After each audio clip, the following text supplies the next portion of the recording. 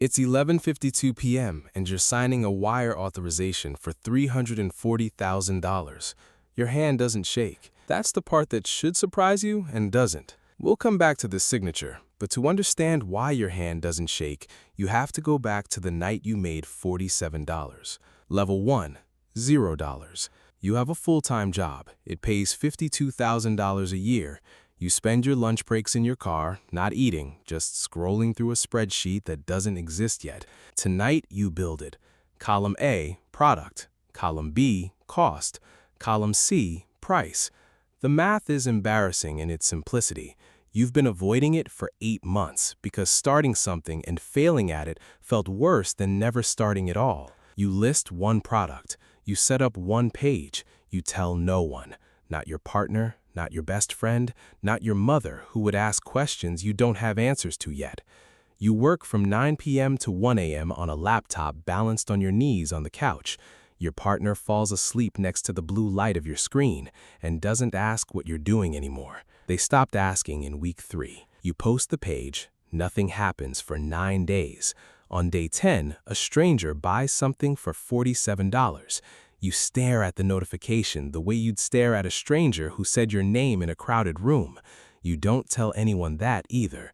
You just sit with it. The first rule, at 0, nobody is watching, which means nobody can tell you no. That silence is the only advantage you'll ever have this cheap again. Level 2, $1,000 a month. The sales aren't dramatic. 3 here, 5 there, a slow, unglamorous accumulation that doesn't look like anything from the outside. You still work the job. You work the side thing in the dead hours nobody wants, early morning, late night, the 15 minutes between meetings. You reinvest almost everything back into it. Better photos, a domain name, a tool that costs $29 a month that you justify for 6 days before buying it. Your friend asks what you've been up to. You say, not much. You are lying by omission because saying the truth out loud, I started a small business and it made $1,140 last month, sounds, even to you, like nothing. You do the math anyway, privately, obsessively. $1,000 a month is $12,000 a year. Your job pays over 4 times that. The comparison should discourage you. Instead, it does something else. It shows you the shape of a thing that's possible. Your partner starts asking questions again, cautiously, the way you'd approach something that might still be a phase. You don't know yet if it's a phase, neither do they. The second rule, $1,000 a month doesn't prove you'll succeed, it just proves the idea wasn't imaginary. Level 3, $10,000 a month. Something shifts, and it isn't the money. It's the mail. A supplier emails asking if you want to place a larger order at a better rate. Nobody offered you a better rate at $1,000. You didn't apply for a discount. Volume did that on its own. You hire your first contractor, a freelancer who edits product photos for $18 an hour. Handing money to someone else for work you used to do at midnight feels obscene the first time you do it. Then it feels like oxygen. You quietly calculate your hourly rate on the business, and it's higher than your day jobs. You don't quit. Not yet. You tell one person, a coworker named Priya, in the break room, in a voice quieter than the conversation requires. She asks how much you're making. You tell her a number smaller than the real one. Not from modesty, from fear that saying the real number out loud will jinx it, or worse, invite a question you can't yet answer. What happens next? A customer emails complaining about a shipping delay.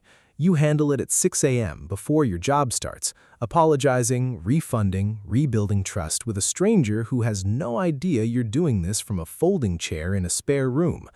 The third rule, $10,000 a month is the first level where the business starts asking things of you that a hobby never would. Level 4, $100,000 a year. You quit the job on a Tuesday. Your manager asks if you're sure. You say yes with a confidence you don't fully feel because 6 figures from a business you built alone in a spare room still doesn't feel like a floor. It feels like a number that could disappear as fast as it arrived. Your parents don't understand what e-commerce means exactly, but they understand the word quit, and it worries them more than it should. You explain the business 3 times over dinner. They nod. They still worry. You hire a part-time assistant to handle customer service, $16 an hour, 15 hours a week. The first time you run payroll, even payroll this small, something in your chest tightens. You are now responsible for someone else's rent. You didn't expect that weight, and nobody warned you it would sit differently than your own bills ever did. Revenue climbs unevenly. A great week, a flat week, a week where a shipment gets held at customs and you don't sleep for 4 nights straight, refreshing a tracking number that refuses to update. You survive it. The fourth rule, $100,000 a year isn't stability. It's the first level where the business has enough mass to actually scare you. Level 5, $500,000 a year. You move out of the spare room into a rented unit, 900 square feet of shelving and packing tape that smells like cardboard all day, every day. You hire 4 people, a warehouse lead named Marcus, 2 part-time packers, and a marketing contractor who runs your ads for a monthly retainer that used to be more than your entire month's revenue at level 2. You stop packing every order yourself. The first week you don't touch a single box, you feel useless, like you've become decorative. Then you realize the useless feeling is actually the job changing shape underneath you. You're not the one doing the work anymore. You're the one deciding what work gets done.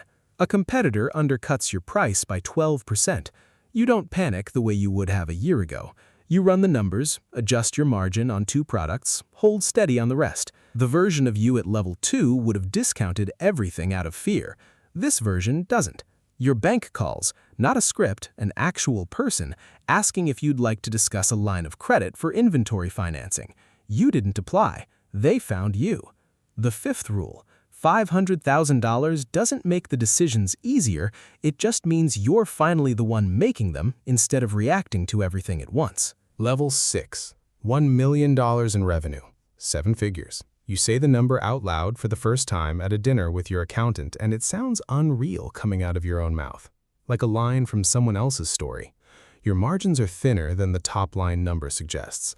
After cost of goods, ads, payroll, and rent, you keep about 14%. You learn this the hard way, from a spreadsheet your accountant builds that makes the difference between revenue and profit violently clear. You'd been quietly proud of the wrong number. You hire an operations manager so you can stop being the person who answers every logistics question personally. The first month you go 2 full days without checking the warehouse camera feed. It feels like letting go of a steering wheel on a highway. Nothing crashes. A journalist from a small industry newsletter emails asking for an interview about your rapid growth. You've never thought of it as rapid. From the inside, it felt like 4 years of folding tape at midnight. From the outside, apparently, it looks like a rocket. You do the interview. You undersell everything out of habit. The sixth rule, $1 million in revenue is the first level where strangers start telling you a story about yourself that doesn't match the one you lived. Level 7, $3 million in revenue. An investor reaches out. Not a stranger cold emailing, someone your accountant knows who's heard about the business through 2 mutual contacts. He wants to talk about growth capital. You'd never considered outside money. You built this alone in a spare room at midnight, and the idea of answering to someone else's spreadsheet makes something in you resist immediately. You take the meeting anyway. He offers $600,000 for 15% of the company. You don't take it, not out of arrogance, out of arithmetic. You run the numbers on what 15% will be worth if the trajectory holds, and the math says no more clearly than your gut does. You expand into a second product line instead, funded by retained earnings. Slower, uglier, entirely yours. It launches soft. Sales are a third of what you projected. You don't panic, you've been wrong before and survived it. You adjust the positioning, cut the SKU count in half, relaunch 6 weeks later. It works.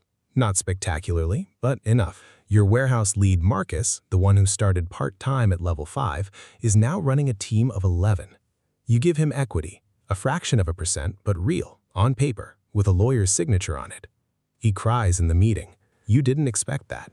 The seventh rule, $3 million in revenue, is the level where you start building something other people can inherit a piece of, not just work inside of. Level 8, $10 million in revenue. This is the wire authorization. $340,000, a single supplier payment for a container order that will fund the next quarter's entire product line. 4 years ago, that number would have been more money than you'd ever touched in your life, spread across a decade. Tonight, it's a Tuesday night line item you approve between dinner and a 9 p.m. call with your CFO, a person whose title didn't exist in your business until 14 months ago. You employ 43 people. You know most of their names. You don't know all of them anymore, and that gap bothers you more than the money ever satisfies you. A private equity firm sends a letter of intent. The number has 8 figures in it. You read it twice, then set it down and go back to reviewing next quarter's ad budget because the letter doesn't feel as urgent as the operations in front of you, which is, itself, the strangest part. The version of you at level 1 would have opened that letter and not slept for a week. This version reads it, files it, and keeps working. Your mother visits the warehouse for the first time. She stands in the middle of the packing floor, surrounded by people you employ, and doesn't say anything for a long moment. Then she asks if you remember the spare room. You do. You remember it more clearly than you remember most of what's happened since. The 8th rule. At $10 million, the business doesn't feel like proof anymore. It just feels like Tuesday. And that, more than any number on any statement, is the actual finish line nobody tells you about. Somewhere, right now, someone is sitting in their car during a lunch break building a spreadsheet that doesn't exist yet. Column A, product. Column B, cost. Column C, price. They'll tell no one tonight. In 9 days, a stranger will buy something for $47, and they'll stare at the notification the way you once did, not knowing yet that the spare room and the folding chair and the midnight tape gun are the whole story.